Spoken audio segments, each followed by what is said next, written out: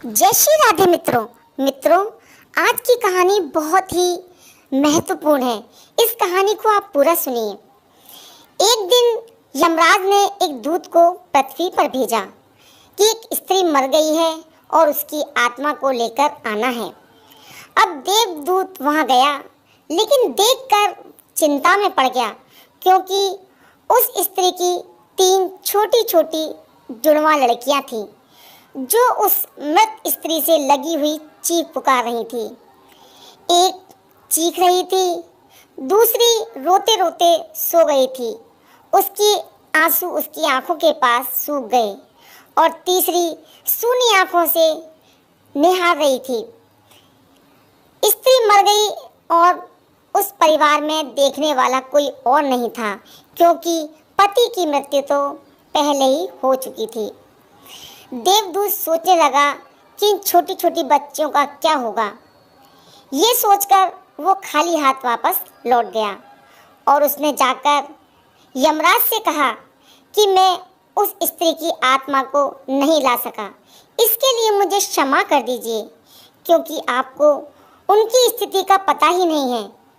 उस स्त्री की 3 जुड़वा बेटियां हैं, छोटी छोटी दूध पीती हुई। एक अभी भी उस समय मृत से लगी हुई थी, रोते रोते सो गई।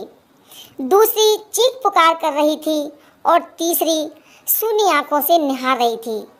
मेरा हृदय इतना कठोर नहीं है, इसलिए मैं चाहता हूँ कि उस स्त्री को कुछ दिन और जीवन दे दिया जाए। वो लड़कियाँ इतनी बड़ी हो जाएं कि खुद को संभाल सके, क्योंकि उनको देखने वाला कोई नहीं है। इसलिए मैं उस स्त्री की आत्मा को लेकर नहीं आया। जब मृत्यु के देवता ने ये सुना तो उन्हें बहुत क्रोध आया। मृत्यु के देवता यानी यमराज ने दूत से कहा कि तुम इतने समझदार हो गए हो, क्या मौत और जीवन किसी की मर्जी से होता है? ये तुमने बहुत बड़ा पाप किया है और इसकी सज़ा तुम्हें अवश्य मिलेगी। और इसकी सज़ा ये है कि तुम्हें पृथ्वी पर जाना पड़ेगा, और जब तक तुम अपनी मूर्खता पर 3 बार नहीं हंसोगे, तब तक तुम वापस नहीं आ सकोगे। फिर यमराज ने कहा कि हंसना दूसरों की मूर्खता पर अहंकार कहलाता है, लेकिन जब खुद अपनी मूर्खता पर हम हंसते हैं तो अहंकार टूटता है। इस बात को थोड़ा समझ लेना।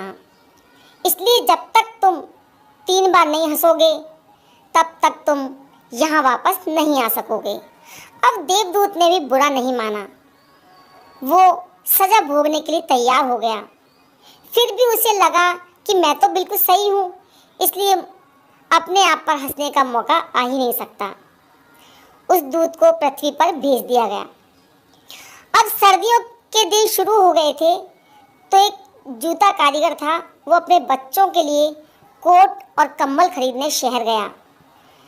जब वो शहर जा रहा था तो उसने रास्ते के किनारे पर देखा एक नंगा सा आदमी पड़ा हुआ है और सर्दी में ठिठुर रहा है।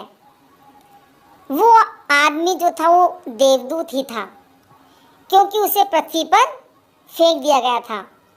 तो उस कारीगर को उस देवदूत को देखकर बहुत ही दया आई। उसने अपने बच्चों के लिए कपड़े नहीं खरीदे और उस आदमी के लिए कंबल और कपड़े खरीद लाया, क्योंकि उस आदमी के पास खाने पीने के लिए कुछ नहीं था और ना ही उसका घर था कोई जहाँ की वो रुक जाता।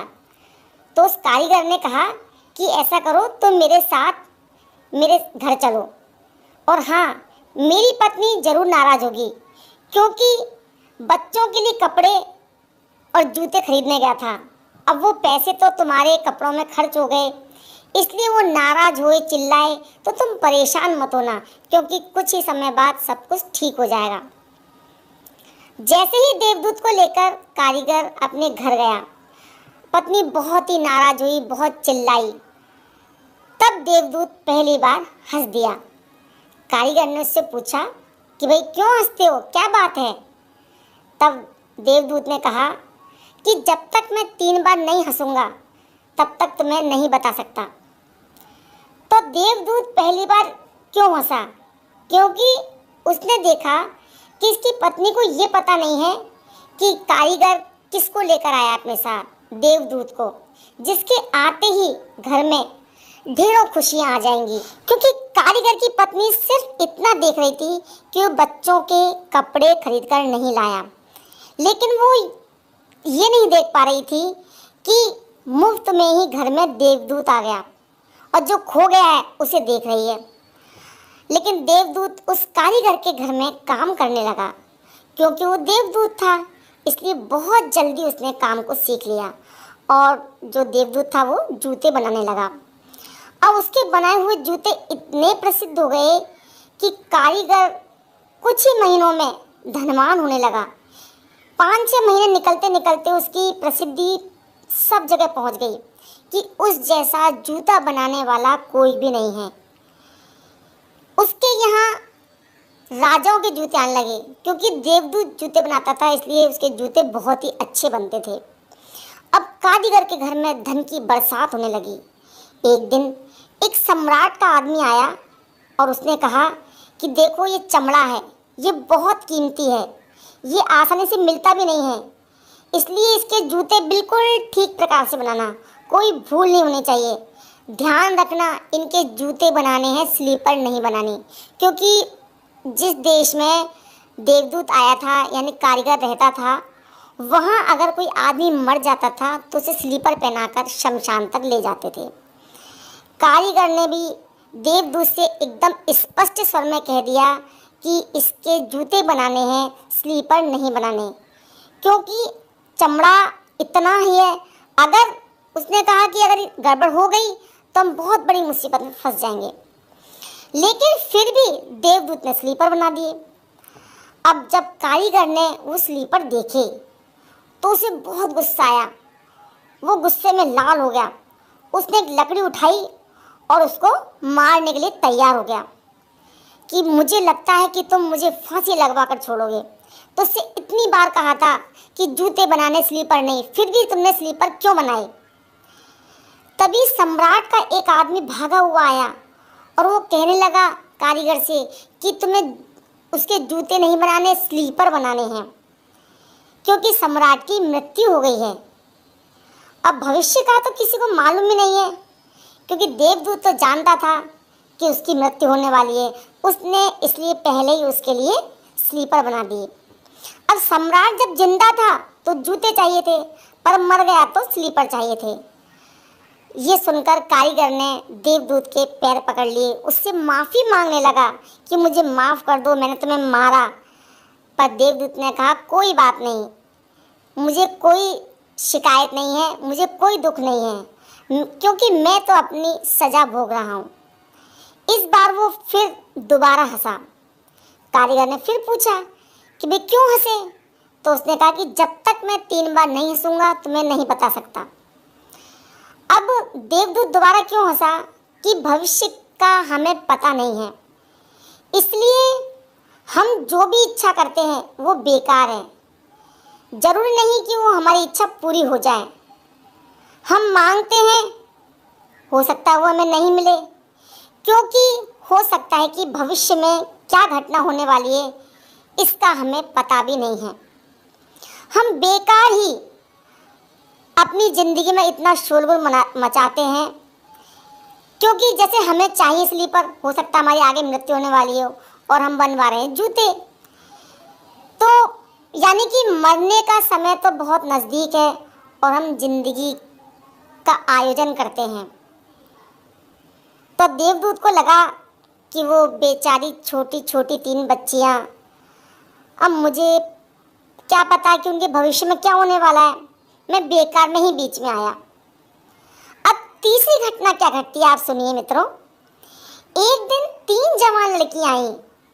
उन तीनों लड़कियों की शादी हो रही थी और उन तीनों ने ही जूतों के ऑर्डर दिए थे कि उनके लिए जूते बनाए जाएं। अब एक बूढ़ी महिला उनके साथ आई जो बहुत ही धनवान थी। अब देवदूत उन लड़कियों को पहचान गया। ये वही लड़कियां थीं जिनको छोटी छोटी सी दूध पीती हुई जिनको वो मृत माँ के पास छोड़कर आ गया था और जिसकी वजह से वो सजा भोग रहा था। लेकिन वो सब तो स्वस्थ, सुंदर, एकदम खुशहाल है। उसने पूछा कि भाई क्या हुआ, और उस बूढ़ी औरत से पूछा भाई तुम कौन हो। तो उस बूढ़ी औरत ने कहा कि ये मेरी पड़ोसन की बेटियां हैं। वो बेचारी पड़ोसन बहुत गरीब थी, उसके पास कोई खाने को भोजन नहीं था, कपड़े भी नहीं थे, और ये 3 छोटी छोटी जुड़वा बच्चियां थी जो इनको वो दूध पिलाते पिलाते मर गई। लेकिन मुझे दया आ गई इन पर, क्योंकि मेरे भी कोई बच्चे नहीं थे, तो मैंने इन तीनों बच्चों को पाल लिया। क्योंकि अगर इनकी माँ जिंदा होती तो ये तीनों जो बच्चियां हैं गरीबी, भूख और दरिद्रता में बड़ी होती। लेकिन इनकी माँ के मरने के बाद ये तीनों बेटियां बहुत ही वैभव से जी हैं, बहुत राशि ठाट बाट रहे हैं इनकी। और अब मरने के बाद, यानी बुढ़िया के मरने के बाद, पूरी संपत्ति की ये तीनों ही मालिक हैं और इनका बहुत ही खानदानी परिवार में विवाह हो रहा है। अब देवदूत तीसरी बार फिर हंसा। तब उसने पूछा कारीगर ने कि अब तो बता दो कि क्यों हंसे। तब कारीगर को देवदूत ने बताए कि ये 3 कारण हैं जिनकी वजह से मैं हंसा हूँ। मेरी भूल थी, क्योंकि नियति बहुत बड़ी है और हम उतना ही देखते हैं जो हमारे सामने है, और जो होने वाला है यानी भविष्य में वो हम नहीं देख पाते, क्योंकि भविष्य का हमको कोई अंदाजा नहीं है, कोई पता नहीं है।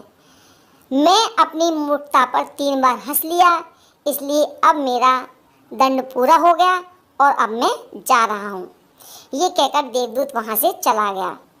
तो मित्रों, इस कहानी से